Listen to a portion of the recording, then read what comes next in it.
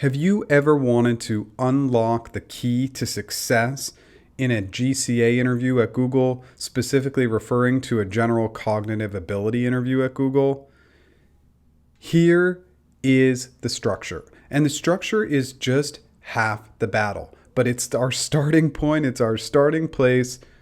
If we follow the CFAST method, we will have massive success in answering these interview questions. But the real purpose of this video is to help you understand this last component.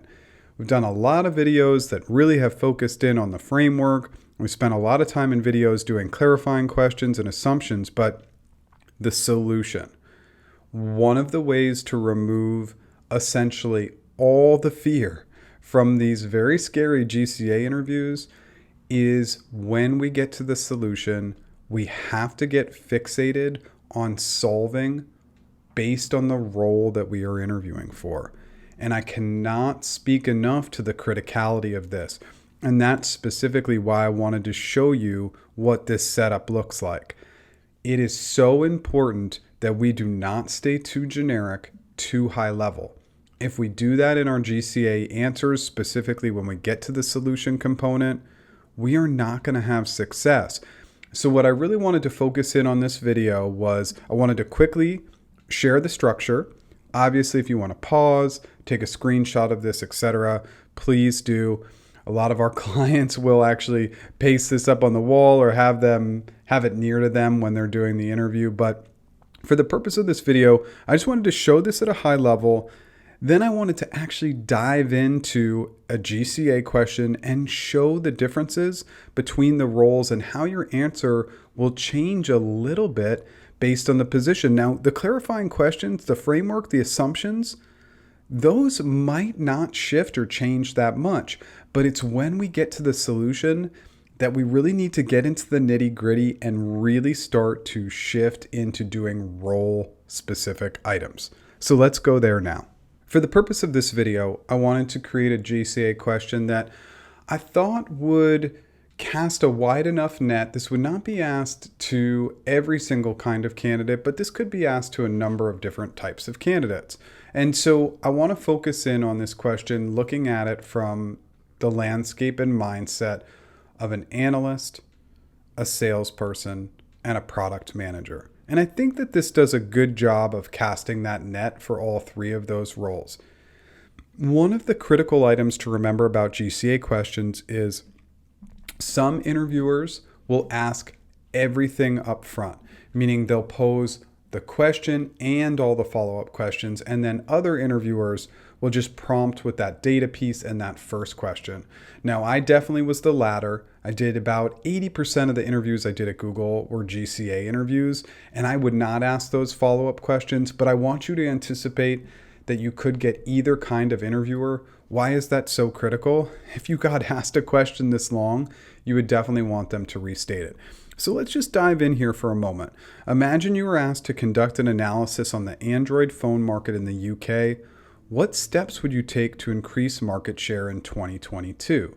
So really common kind of question. We're looking at analysis, we're looking at a market.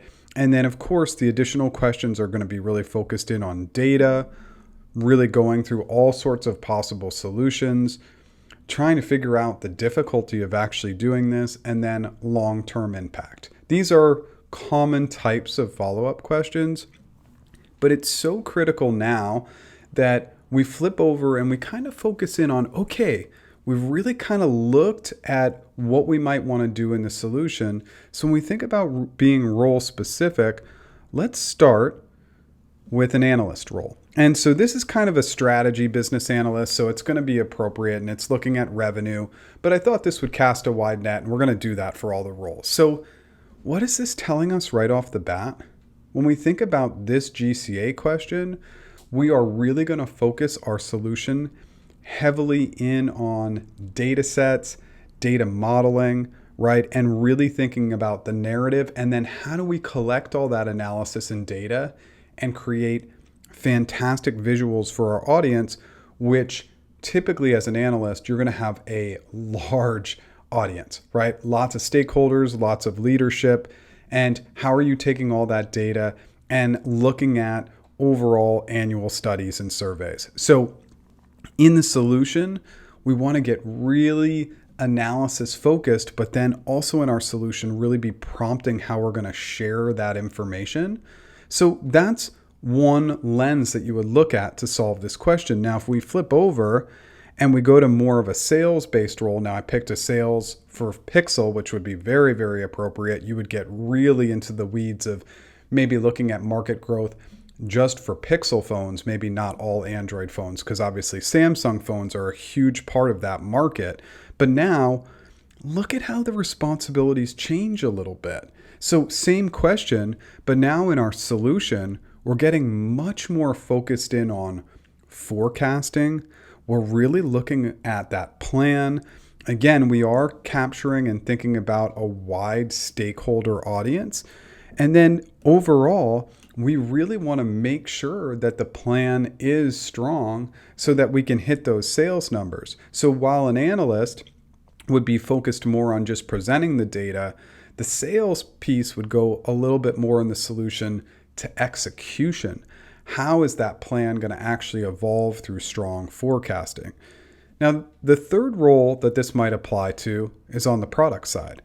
So on the product side, we are thinking extremely strategically.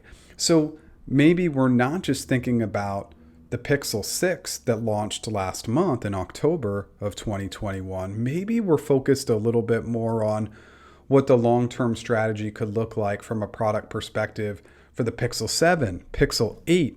So our solution might have a little bit more of a long-term approach.